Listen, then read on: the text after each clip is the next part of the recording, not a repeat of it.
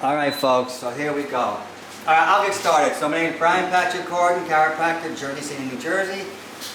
Sora knows all these younger chiropractors. I'm just going to shut off so my ringer's not on. Sora knows all these younger chiropractors, and they speak to her, and she tells me what they say. And all they do is ask, how do you get people in? How do you get people in? That's all they want to know, which is understandable. And they get so upset, and then they run around and they do all these crazy things and get themselves, spend a lot of money, lose money, and then there's still no one coming in and all these things. And I'm like, I've been doing this for over 26 years now, and what I would just say is, instead of saying how can I get people, what I learned from Pasquale is ask how can I improve myself? How can I improve myself so I can serve these people better? And by focusing on that, that's how people who want that, they'll come in. I always ask God to send me the people who really want to do the work, who really want to have a deep connection to God and serve others. And that's what I ask. And those people will find me. But I had to do that for myself. So, you know, I'll send this out to these young chiropractors. You don't have to run around and so crazy and get upset. Just focus on yourself, improving yourself, whatever that means to you. Improving the way you serve people, whatever that is to you, or whether you want to do that, I don't care, that's your business. But by focusing on that, because Pasquale only told me like 2 things about being a chiropractor as far as like, he's like, focus on serving people, and the rest will take care of itself. And the second one is, serve people with the pure intentions of the Holy Spirit, and God will provide all your needs. And also a lot of these young chiropractors, well anyway, but a lot of people are very rough on themselves. They don't, and what I also learned from coming down here was the only person you can forgive is yourself. And which means give myself permission to move forward. And once I give myself permission to move forward, you can work through anything. And that also, whatever karmic things you have to work through, to me that's how you work through it, by giving yourself permission to do it. And then even if someone's mean or nasty, you have more compassion. You kind of understand why that person's like that. And you don't get angry or hold a grudge or want to get them back or any of that stuff. You just let them be who they are and love them. And that's one of the greatest things a chiropractor can do. Let them be who they are and serve them and then move on. So that's it for me. Anyone else like to ask me anything? Anyone want to ask PPC? Joanna. How was Sora in contact with all these young chiropractors or new chiropractors? I'll have to let her answer that later, but Sora has done workshops with these people over the years. I don't really know what they all were. This would be before I knew her. So to be quite honest, I don't know. Is the real answer.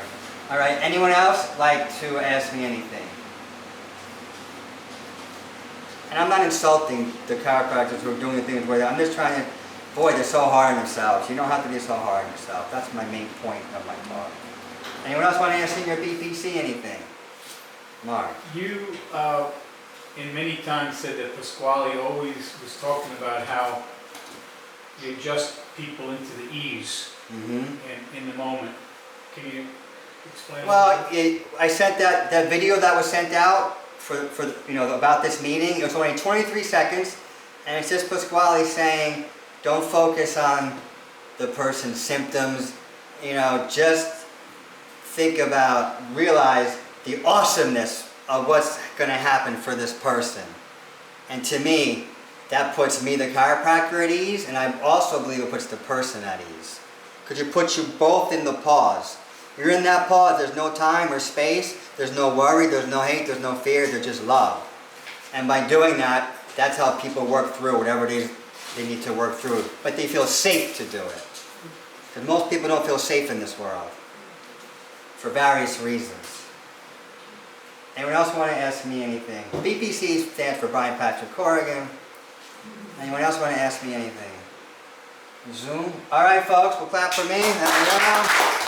So the floor is open for whoever would like to come up. He always likes when I say clap for me. Go ahead, Mark Johnson.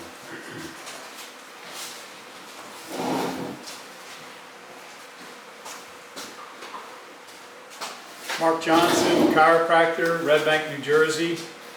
I had an interesting day this week at another chiropractor's office. He kept calling me up and telling me he thought I was a master adjuster, and would I please come to his practice and teach these two associates that he was hiring to come in, and would I show them how I analyze the spine and adjust the spine. And so I was trying to think about which way I would place it with them. So I showed up there, and the timing was off. Everything's been off in timing this whole year for me. So it's been like I've been forced to make things happen quickly. And so I went to the office and I showed them how I actually would analyze a person that comes in. They don't do x-rays in this office either, and neither do I. So I basically showed them how I would do a postural, like lateral look at them, and then I front to back, and then laid them on the table, and I showed them just things that I would be looking for and indicators, not where I'm going to adjust them by just one way or another, looking at a static side or the front. Anyway, it turned out to be a really great time. There was a young woman from Sherman who's finishing her last year and doing an internship with Andy Danielli, and there's a guy who actually did graduate from Sherman about a year ago, and he's an associate with him. So I kind of felt like I really wanted to do my best and lay it out on the table, because I've been doing this for a long time, and I wanted to just give them something that really they could pick up and do, and it really turned out well. It did. I could feel like I was with them, and I not only was teaching them, but they were seeing what I was seeing. And I was picking up different areas, and I say, that area is kind of calling me. Like I wanted them to think more about innately feeling, and what is their body talking to you about? What is it telling you? Because when I come up to a body like that, I want to talk to their spirit, because we're spirit to spirit. And what can I do to increase and open that communication up for them? And also getting the point across that, when we're adjusting this person, we're working for God, and this is beautiful spiritual stuff, and to be really focused in on that, even when your mind is racing and doing different things. So I did a great job with it. Everybody liked it. I spent a couple hours there. We adjusted a bunch of people, and it made me think of another thing that I was trying to put together, and I didn't quite put it together for tonight, but it came to me just a couple of minutes ago when I was sitting there about, we always talk in chiropractic about coordinated function of the body between physical, emotional, mental, and spiritual bodies. So when one of the bodies is kind of out of alignment, the other parts of the bodies actually help you coordinate the function, and will bring it back to a normal homeostasis or a correction when we do the adjustments. So the main thing is getting out of the way, which has been a rough time for me this year, getting out of my own way, but it's been forcing me to now focus in on that peaceful mode of, let's tap into what Brian was talking about, Pasquale mentioned, get into that pause, be into the quiet space, and use the love. Have your love there in your hands. And I looked at Self-Center. I feel a very nice connection here, and I really wanted to be here badly tonight, so I did get here. And I think that Pasquale always talked about fellowship and us being together and supporting each other, which we do. And I want to thank all of you guys for always supporting me over the years, and Brian especially, and Sura, and little Jack. We've hung out a lot this year, and it's been fun, and it's been a supportive mechanism that you can't get any better than your friends and your chiropractic buddies, because basically my life has been serving chiropractic to the people and enjoying the lifestyle that chiropractic has given us. So that whole thing about coordinated function has also brought back to me about coordinating and getting out of the way of innate taking care of that person's body. All right, I know I'm up. Anyone else want to? Would anyone like to ask Mark Johnson anything? I'll look at here and you tell me if anyone knows. This- Go ahead, This is Joanne. not a question for him, but if he's not muted, then he's more of what they hear. You know what I'm saying? Who is it? Is it Tom? Oh, yeah. Tom, could you mute your, No, it isn't. He'll do it. All right, go on. Anyone else? Phil? Correct me if I'm mistaken. Did I hear you correctly that we're doing God's work? Did you make that comment? I feel like I work for God. Right. Okay. Four times. Can you elaborate on that? What do you mean by we're doing God's work? Well, I think we are all a part of the infinite. An infinite God is inside of us. So the connection between those and the chemistry between those is what allows us to serve the people. That's what I feel. Allows me to serve the people. And that doesn't even take any mind. We don't need the mind. We need to feel spirit through us, spirit in their body, make that connection, and love them and want to do the best that you can possibly do to serve them as if God was telling you what to do. That's the way I look at it. And I always ask, give me the words and the people and the actions to support them in their pathway to feeling the God in them. And anyone else like to ask Mark Johnson anything? Anyone? I got a quick one. Fernando. So you're working with these other chiros. Who was getting on the table? Who were you taking care of? Their patients? There was some family people there. There was the I adjusted the chiropractors themselves because I said, if you really want to feel what one of my adjustments is like, because Andy was telling him I'm a master adjuster, which I'll take in. I thank him. He's always said this to me when he had that accident where he was almost dead and he was in the rehabilitation hospital. He called me and said, Mark, you're the only person I thought of I wanted to have adjust my upper cervical area. So I went to the hospital and adjusted. But he kind of wanted me to let them see what it was like to get adjusted and feel what he felt I had to deliver the goods with. So that was it. Anyone else like to ask Mark anything? Anyone? Anyone on the Zoom world? All right. Great job, Mark. The floor is open.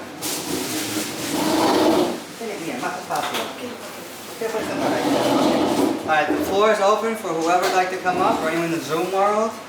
I'll go, Brian. I gotta check my. You ready for me?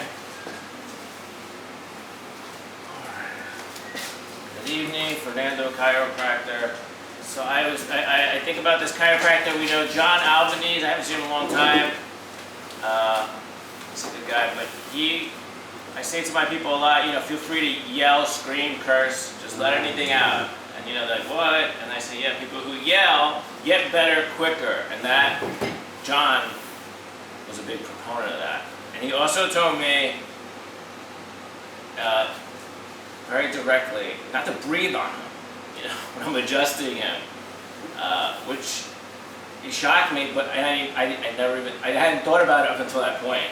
I was breathing all over, I was getting to my work and I'm just sitting there over people, breathing in their face. I probably wasn't that bad, but it was probably something I was doing. I had no idea, and he snapped me out of it. It's always something I think of now because it would be uncomfortable, or it is uncomfortable. So the other thing I was going to talk about is, Brian and Sir, they're talking about his dad passing. It was a big transition. You don't really, when you go through things like that, you don't know how you're going to come out the other end. You can start thinking about it. But we're going through a big transition where, everybody moved to Pennsylvania, but we just rented out our place. And now let that go, which is going to happen Monday. It's going to be a big change. I've been working so hard at it, and you don't know how you're going to feel afterwards. There's a lot of sadness almost too, because I was home. But it's going to be, I think, a really positive release. But until I let that go, I won't know. And that's just that's going to be Monday. And it's going to be a big change because all I've done for the years is work on this place, and I can let that go. It's complete, kind of. And I was thinking, I'm going into this basement. I've lived in a basement before, and I've lived in a cave before. And when I was in Spain, and I really was listening to Pasquale a lot, I was in a cave. And when I was a student in Iowa, I was in a cave. I'm going now into my cave, and the thing that came to me was hibernation. I feel like I just need to hibernate for a little while and get through the rest of this winter season. I've been doing a lot in the outside, and now I'm going to go into this little place and you know, get ready for the next move, get ready for spring. And that is all I'm going to share tonight. All right, everyone. The floor. I mean, who would like to ask Fernando anything? Anyone? Anyone? Mark. You've lived in that house as a child too, right? Yeah. So you've been there a long time. Yeah, I've been, yeah. How does it feel? How does that feel for you to like give that up? I'm still there. I'm living in the basement now, so it's a hardcore experience. I was talking to my brother the other day. He's like, all I can think about was the rats that were down there. You know, it was a warehouse basement. You know, even the bathroom I use, I can still feel how it used to be the bodega bathroom when I was a kid. It was dirty. It was incredible. I was just actually traveling in Pennsylvania. I went into a bathroom, and the smell hit me of this bathroom, and it took me back to when I was a kid. I used to go to my dad's warehouse on Pacific Street. How that bathroom smelled. I don't know what it was, the mixture of the mold. It had the wood paneling, but the smell of like graffiti. It was very strange. Those feelings that come to you, but yeah, letting things go. I'm still there. So it's quite an evolution of that place and being there all those years. And I also like to ask Fernando and Joanne. So how big is the apartment? You have the basement, your office, and then you have how many floors? There's 2 apartments above me. Oh, 2 different apartments. Yeah, Two different yeah, and buildings? they were 2 different apartments. I recently made a duplex and a studio, and we're living up here. Now we've rented all that out, and everything is brand new since we bought the house, which is incredible, the amount of work we've done. And we also like to ask Fernando anything. All right, Fernando, get out. Wait, Nancy. Go ahead, Nancy. Hi, thank you for encouraging. Can you hear me? No, it's choppy. It's Chucky. We can hear you now. Say something, we'll see. Okay, what I wanted to say was that I think there's an echo on east. But you can hear me well. What you know is the garbage is going on in your building. It is the impact on you doing chiropractic. Like, how do you, with all this going around in your emotional life, and then you do the how is I've streamlined, everything is streamlined. I definitely, for sure. I'm really busy, so I guess everything is streamlined. And I also hurt my back a while ago. I learned, I get rid of a lot of fluff or waste movement when I was taking care of people, and when I'm so busy, the same thing. And getting rid of all that outside work, though, it's nice because I will be able to concentrate more on my practice and not so much on the outside. But everything's, you know, it's helped me sympathize with people and understand people a lot better, going through a lot of external things, that's for sure. All right, gracias, Fernando. Excellent. All right, the floor is open. Whoever would like to come up. Or anyone from the Zoom world. Nancy Brown. I hope the sound works. Go ahead. This will be short. It's already. It's not. Yeah, we hear you. Okay. We can hear you, Nancy. Choppy. Okay. Let's do our best. So, before we talked about the chiropractors in Florida, what I figured out is that there are who are taught in school and who are taught professionally to look at a picture of symptoms and a configuration of, you know, the shoulder, the this, the that, and they fit it into a concept that they learned somewhere, and then they do the adjustment. So it's like a predetermined idea in their head that they do the adjustment out. And some people do this repeatedly during the day. And I realized that this one so ready, because he's really taught people to tune into body, tune into the system, tune into who that person is, and do what you're guided to do through spirit and God. So it's really, I think it in high contrast, and I just wanted to share that difference in this group. All right, Nancy, thank you. You guys understand what she said? No, I didn't. Yeah. She was saying about how you have some. Nancy, we had a little trouble. I heard what you said, so make sure this is right. Okay. About how some of these chiropractors, they're taught a certain way, and before they even take care of someone, they have a predetermined idea in their head on what to do, and they do it. And Pasquale taught us that how you tune into that person, and then you allow your guide, your spiritual guides, to guide you on what to do and how to serve that person. Is that good, Nancy? Yep. Okay. So would anyone like to ask Nancy Brown anything? So Nancy, are you experiencing chiropractors now in Florida that are doing this to you?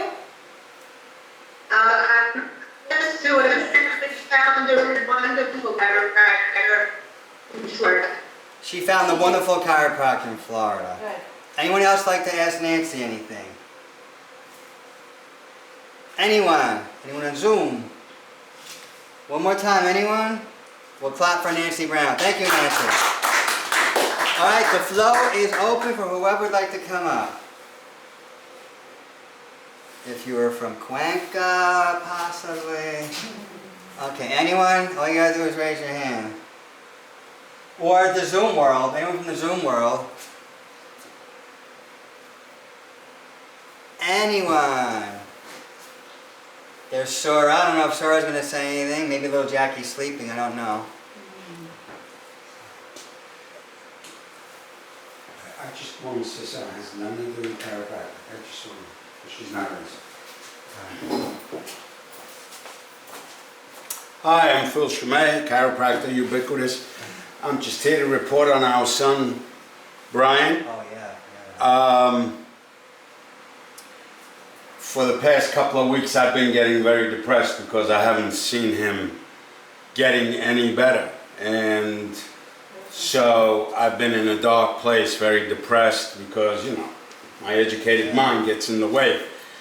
And the last visit, I think Wednesday, went to the hospital because he had this abscess on his hip.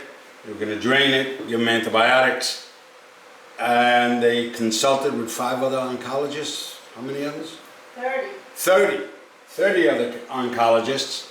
And they said, look, the protocol we're using is not really working. It's not bad, but it's not really doing its job. He's, you know, he's status quo. He's not improving. He's not getting worse. And we can't keep him like this forever. So they came up with this idea, and they found that on a molecular level, the markers of his cancer matched that of the cancer from bile duct. And because of it, just a year ago, less than a year ago, they actually developed this medicine, this new medicine, this pill, that targets specifically this marker, and they have phenomenal success with it. And when Brian heard that, he lit up like a light bulb. When I heard that, I lit up like a light bulb. And having said all that, I thank Padre Pio because I know he worked through that scientific pill to help our son get better.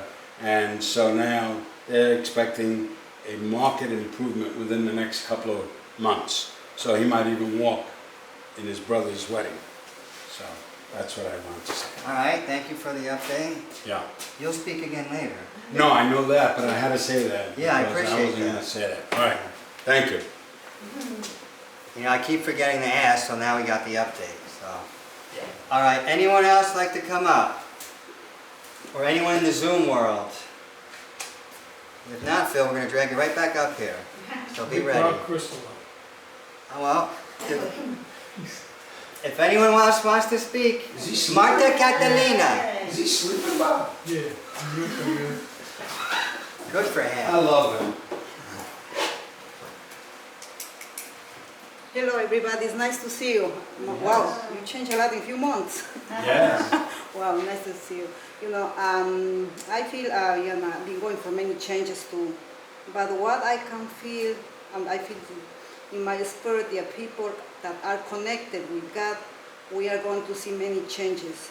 Now is the time. The time is here to, especially there are many people that need help. The many issues they have. So I was going with my son many, no physical, mentally, but I can feel that everything is going to be, it's time to healing. That's it. Anyone want to ask Marta Catalina anything? Anyone? Mark. When you say you feel a lot of people are going through lots of different changes, can you explain that a little bit more? What I feel is you as a chiropractor, people who are connected with God, they are able to help to those people who needs help. Either mentally, physical problems. Anyone else want to ask Marta Catalina anything? Anyone? Joanne? How do you personally sense Yeah, it must for be. yourself? Do you feel your heart gets heavy? Do you feel like something you just think about it? Or how do you experience I it? think, if I'm connected with God, with the Spirit, can sense in my spirit. I can feel it, like lately I've been with some patients and I can see the difference, just touching them. Yep. Anyone else want to ask Marta Catalina anything? Anyone? And where are you from again? Cuenca, Ecuador. Very good. Excellent. Which is in Las Sierras, right? What? That's in the mountains, Las Sierras. Yep. All right. We're going to do a whole talk on that one Behind today. you. Go ahead, Bob. Go ahead. I thought someone was behind me. I'm like, Yeah, go what? ahead. Bob Crystal, please. I just think one is in the university. So I was thinking about this answer that he offered. He popped in his way and have not seen him maybe 4 or 5 years, possibly longer. And he showed up in my house. So it was pretty interesting because I really was thinking about my testimony for the last 4. So, He's thinking about somebody. So that he people had came to his that office. fifth floor that was just thinking out of that, and it was so far out of line from the rest of the room. And something always, the click on there and put pressure on him. And so it's like this. Let him speak. And then all of a sudden, phones jump off my thumbs and put it back to the line. So, but that I have to share. All right, thank you, Bob. Bob, we had a lot of, we're having difficulties hearing the people because it's very choppy. But I just want to think, in the beginning, did you say you were thinking about certain people and they showed up in the office? Is that how you started? This one particular gentleman Yeah. popped in my head, and Okay. I hadn't seen him before I to him. Yeah. And he showed up very he showed up this morning in the audience. All right. So some guy popped into his head. The next day, he showed up to the office. Yeah. So, Bob, what is the significance of that for you? Based on the experience with the bum with my thumbs, it seems like it was all back, but somehow he to show up that day and have that. All right. For whatever reason, we're having technical issues. This place is vibrating so wildly, it's not coming through for whatever reason. Bob, we couldn't understand that. We'll have to work on that another day. So let's clap for Bob Crystal. Thank you. But the fact he said what he said, we still got it. Right. Yeah. Yeah. All right. Would anyone else like to come up? Well, you're Alex from Pennsylvania.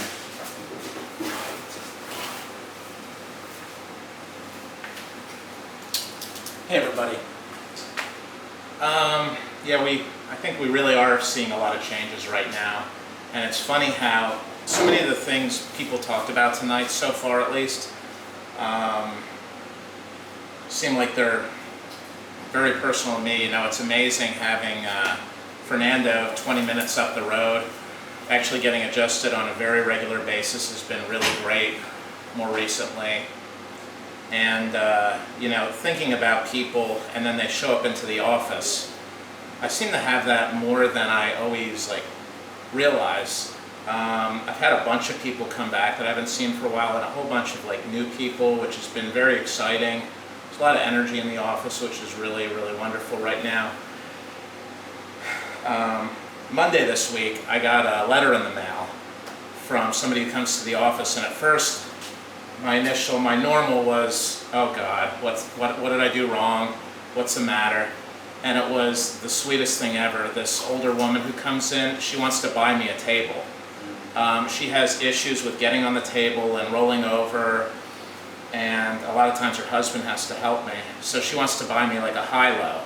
And she said, really, the price doesn't matter now. It's such a sweet thing to offer. And you know, she wants to do that, you know, to help me out and also for other people that might not be able to get down and move very well on the table like her. And I was so touched because I had been dealing with a lot of anger. I had somebody a few days before that come into the office, and they told me how I haven't seen this I would usually see them fairly regularly for the last 3 or 4 years. And she told me that she started going to somebody else because her insurance paid for like a certain number of visits.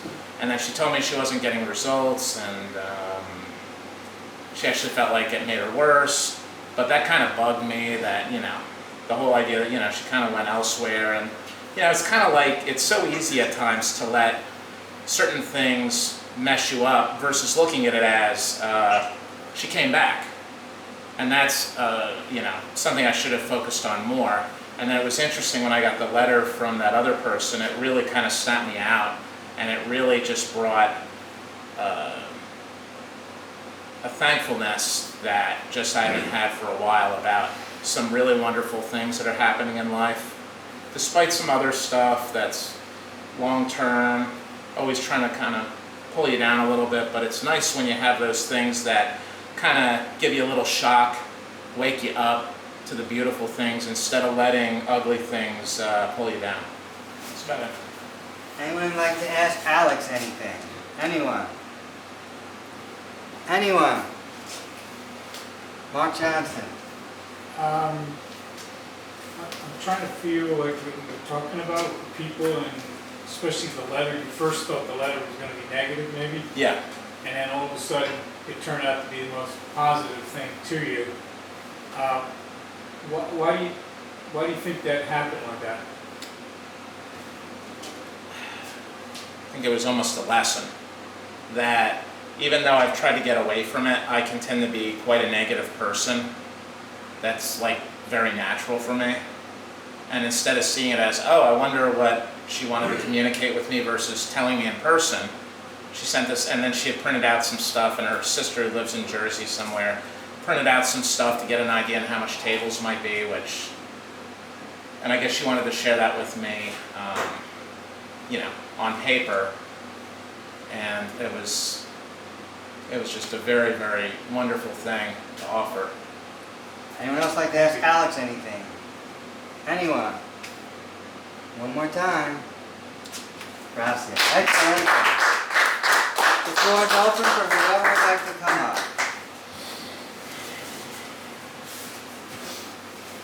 Anyone?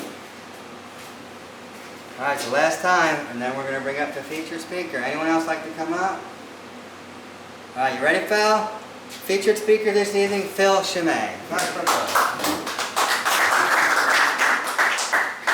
Thank you, thank you, thank you, thank you. It's an honor and privilege to be here at Self Center after one of the best, if not the greatest chiropractor that I knew, Dr. Pat.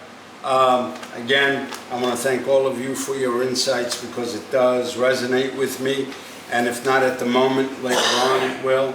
And I like to take notes so I can keep it for posterity. But I just wanted to show you what I was drawing before people started talking. Can you see that? Yeah, What is it? I don't know. It's a butterfly. Oh, okay. It's a butterfly. And what do butterflies do? They go through a metamorphosis or a transition. And that was the theme, basically, that everybody was talking about tonight. The changes in frequencies, the transition. And so there are no coincidences. And that's what Pat used to tell us. And I would like to start off with you, Brian, that, you know, you were mentioning how do you get more people? How do you get more people? Which was excellent. You know, as Pat said, just serve or seek the kingdom of heaven, and everything shall be added unto you. Now, I used to believe that meant the food on my table, the money in my bank account, the car in my driveway, and so forth and so on. No. That for me is all egoic stuff. Or as you call it, the alter ego, as you call it, emanating God's home. But I look at it, I'm using it in the Eastern tradition of edging God out. No, everything will be added unto me, meaning I recognize who I truly am. The word heaven doesn't mean up in the sky with a bunch of clouds, a bunch of angels with harps and streets paved with gold. No, that's one concept of it. Heaven just means ever expanding. That's all the word means. Ever expanding. And what is ever expanding in you when you are seeking that ever expansion? Your true nature. The infinite, as you said, Mark, the infinite in us, that God within us. That is what will be added unto you. That understanding. And that is priceless. As Socrates once said, a life unexamined is not worth living. Know thyself. And if you don't know thyself, I don't give a damn if you're the richest man on the planet, monetarily speaking, it's worthless. It's totally, for me, totally worthless. It'll make you comfortable, yes, I don't deny that. But it's worthless because you don't know who the heck you are. Having said that, you said, Mark, that we're doing God's work. Yes, we are. But I look at it, what isn't God's work? If God is all, what isn't? The evil person murdering somebody? Well, you and I would agree that's not God's work. But wait a minute, everything is of God, so why wouldn't that be God's work? All I could say is thank God He didn't choose me to do that kind of work. Because as Jesus said, I've made vessels for destruction and vessels for glorification. He never said which one was better. So you want a new building here? What do you got to do to this one? You got to tear this one down. The people with the bulldozers we would call evil. They're destroying. But without that destruction, you can't build a new, right? The phoenix didn't fly into the sun. You couldn't get a new one out of the ashes. So you had to be destroyed first. So everything is of God's work. So I have to stop looking at myself as if I'm better than that medical doctor. Look at him. He's evil. Look at all the crap he's giving the people. Look at all the damage he's doing. And that's on me. You see, there's my judgment that I am holier than thou. And having said that, I, Mark, have to stop that. Me. Because don't forget, I'm not talking to you. I'm not talking to you. 3 fingers are pointing back. I'm talking to me. I have to learn that which I'm teaching you. So thank you for that insight. Fernando, the transition. Everything is in transition. There isn't anything. You, right now, are going through a transition. This table is going through a transition. Anything in this 3-dimensional form has to change. Trans means to change. Has to. Because imagine if it stayed the same, the dinosaurs would still be here. Right? So thank God everything is in transition. At least for me, anyway. Nancy, thank you for that insight about how these chiropractors are fed a construct of a certain modality of how to treat people based on a certain condition. But I look at it this way. We must take, as Pat said, right, these are stepping stones. I had to be taught something in school, something. They couldn't all say, go with God, be with God, and you'll be okay. I would go, what? What are you talking about? So they gave me a format to follow as a construct.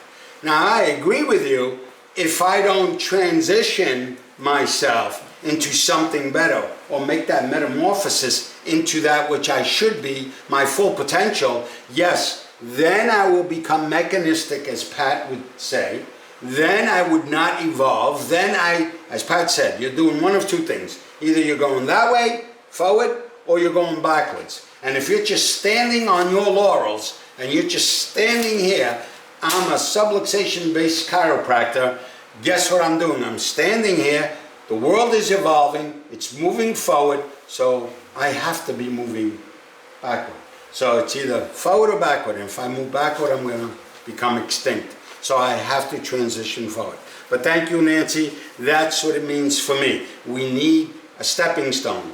But now that stepping stone doesn't serve me anymore. I moved on to something, a better explanation of why chiropractic works for me. Anyway, Bob, thoughts? You thought of that gentleman and he came in. What does that say for me?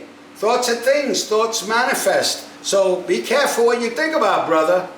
At least I have to be anyway, because I don't want crap manifesting in my life. And believe me, it's a lesson hard for me, because you know how I feel about medicine. I don't have to tell you. And you know how I felt when my son said, no, I don't want to get adjusted. You know how I felt. I told you how I felt. And this is a big lesson for me, to let it go, those judgments about how they're treating my son. Okay? And let God. Let go, let God. Let him be in that mindset that best serves him, not me. Simply because I won't do it doesn't mean it isn't right for him. So I let go, let God, and here he is. We got great news, right? So there you go. Thank you for that, Bob. And Alex, God provides everything. I used to joke with my father when I said, yeah, I'm going to get this pop and I'm going to get that, all material things. And he says, how the hell are you going to pay for it? And I would say, God provides. And he would say, quote, don't give me that bullshit. You're looking at God. And he would point to himself. And I said, there you go, Pop. God will provide. I mean, you'll buy it. So God is providing through that patient. Accept that table with gratitude and love. Accept it. Because God is providing. And I loved what you said about, you know, you always come from first that place of negativity. Right? And you have to change that. Ready? Why? The best thing I can hear about our son is, he's negative. What does that mean? With his diagnosis. What does that mean? Out of the evil comes the good. Out of the darkness comes the light. So out of this so-called negativity of yours, no, brother, all the positive, all the good, all the light is coming, man. So don't berate yourself, thank yourself. Or at least I'm thanking you. If you don't want to, because you're still negative. But I thank everyone for those wonderful insights. I've put them up here and they're going to stay. So, of course, Brian asked me the last second I walked through that door, hey, can you speak? Sure. Great. So, of course, I got like 5 different things I could talk about, each one for at least 5 hours each. And the reason why I need time to prepare is because I got to pare down 5 hours into 10, 15 minutes. How the hell do you do that? So I figured it out. I'm going to try to do my best. 5, 10 minutes. Ready? Thank you, dear. My wife told me ready. Hold on. I've come to the awareness that the Bible, for me, totally allegorical. Every word, every dot, every jolt, as they call it, everything in that Bible is allegorical. Nothing is literal, meaning literal. Didn't really happen the way we understand it happening. Having said that, it always bothered me why Jesus, I'll tell you the story for those who are not familiar with the Bible. Jesus, the night that he was betrayed, was in the Garden of Gethsemane, and he asked his apostles, please stay up with me. I want to pray to my Heavenly Father. So he's sitting there, and he's praying, he looks over, and they're all asleep. Avanabla. He didn't say that, I'm paraphrasing. These guys can't even stay up with me. So finally he's praying to God. He said, please take this cup from me. I don't want to drink of it. Okay? Then finally he relented and he said, let thy will, not my will. And boom. In come the Sanhedrin, which the temple guards, to arrest him. Peter takes out his sword, slices the servant's ear, and Jesus goes, hey, what are you doing? I'm paraphrasing. Peter, what are you doing? What do I tell you? He who lives by the sword dies by the sword. Don't you think I could command a legion of angels to come down here? A legion was 5,000 men. Don't you think I can command a legion of angels to come down here? But this is my Father's will. Put that sword away, will you? And he heals the servant's ear, and they come and arrest him. You know, he betrays him with a kiss, Judas, and they take him away.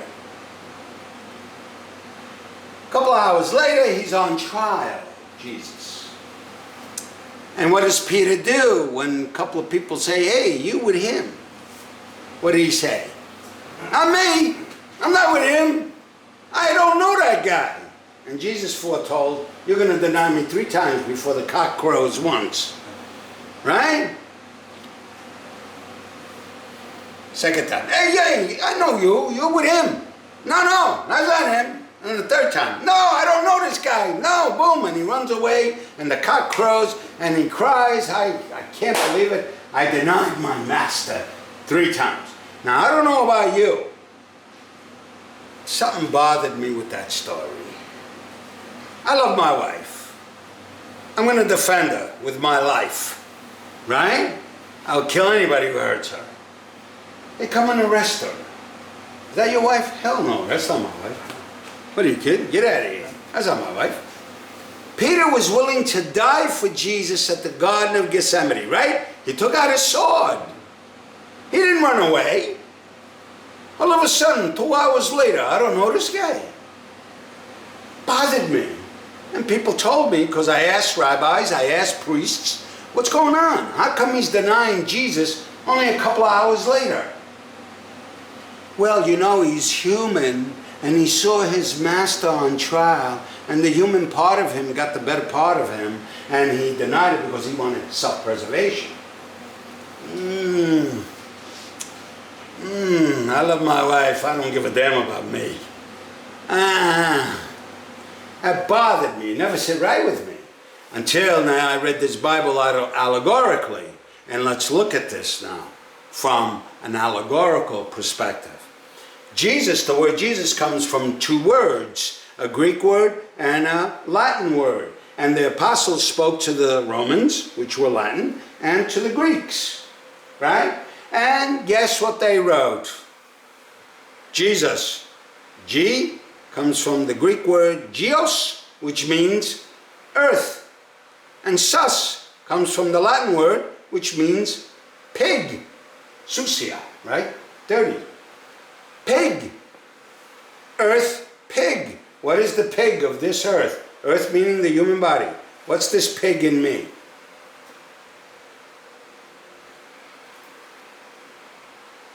My judgments, my resentments, commonly called my ego. That which thinks I'm right, you're wrong. You got to see it my way. So who was beseeching God, take this cup away from me, I don't want to be killed? The ego, the ego, the ego doesn't want to die. Finally it relented, was resurrected. the Christ consciousness. Peter at the garden sees Christ. Takes out the sword, he's going to defend the Christ, the higher consciousness, the God, the eternal wisdom that you were alluding to. In all of us, he sees it.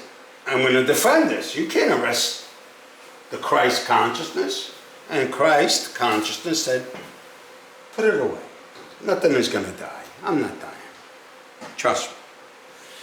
Who's on trial? Jesus, the man. Representing what? The ego. Peter denied the ego 3 times. That makes more sense than he lost his nerve. For me. Peter denied his ego 3 times. Now, on the cross, what did Jesus say? Abba, Abba, why have you forsaken me? Didn't he? Now, if the story of Jesus' crucifixion is true, he's dying for our salvation, why is he asking God why he's so forsaken him? Forsaken means forgot about. How come he's asking him that? Isn't that God who came down to sacrifice himself? Why is he asking? These are my questions. Why is he saying this? But what if the ego is doing the talking? And which God is he talking to? The egoic one. Hey, what are you killing us for? Why are you finna look at all the good things we can accomplish down here. Look at all the fun we can have. That makes more sense. But then he says, it's finished. I what? I give up my spirit. I give up my ghost, or the host, God's host. The spirit. I give up the spirit. The ego finally let it go. See, that makes more sense now. For me. This is what it means for me. So ultimately, fulfill Scime, what must he crucify in himself in order for the Christ consciousness to resurrect? My ego, my judgment against the MDs, my judgment against the vaccine, my judgment against what they're doing to my son Brian and all the operations, my judgment about, how dare you say that about me? I'm a nice guy. Who the hell are you? That's my ego talking. This is what I must crucify. Not literally get on a cross. Here. I got to crucify that egoic judgment of the world, of you, of any other profession that's antithetical to what I believe is right. I crucify that, and guess what resurrects in me? My Christ.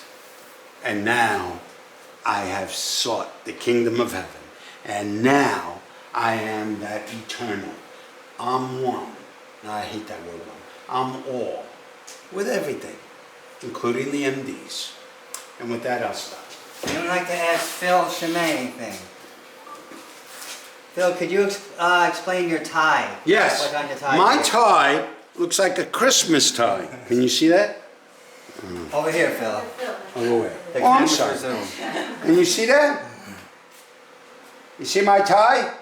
Everybody says, why are you wearing a Christmas tie? Not a Christmas tie. Look what they're doing. They're working out. They're getting ready for Christmas because they got a long journey. So I wear this in August because they got to work out.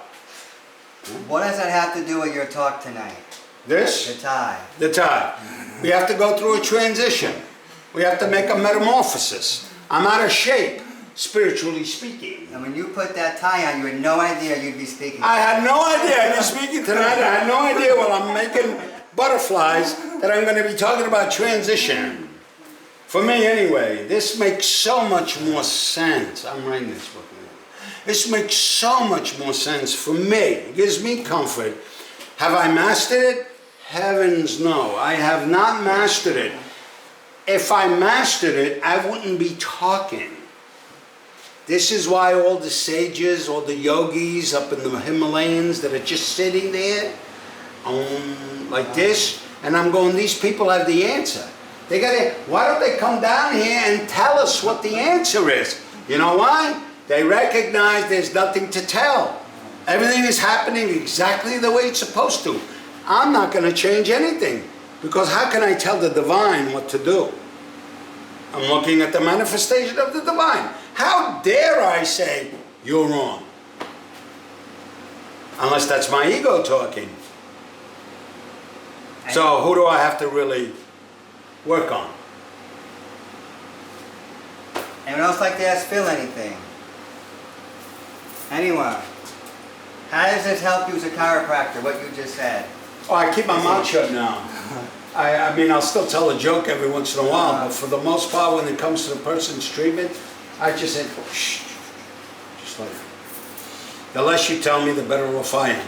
Because then I get that stupid egoic mind in the way, I got to do it this way. Or as you said, Nancy, thank you, I have these preconceived notions based on what I was taught in school. I got to do it this way compared to that way. I got to stand over here as opposed to over there. Shh, I don't want to hear that. Just lie down. God sent you for me to help you. That's it. Just lie down. Take the best adjustment you can. Anyone else want to ask Phil anything? Anyone?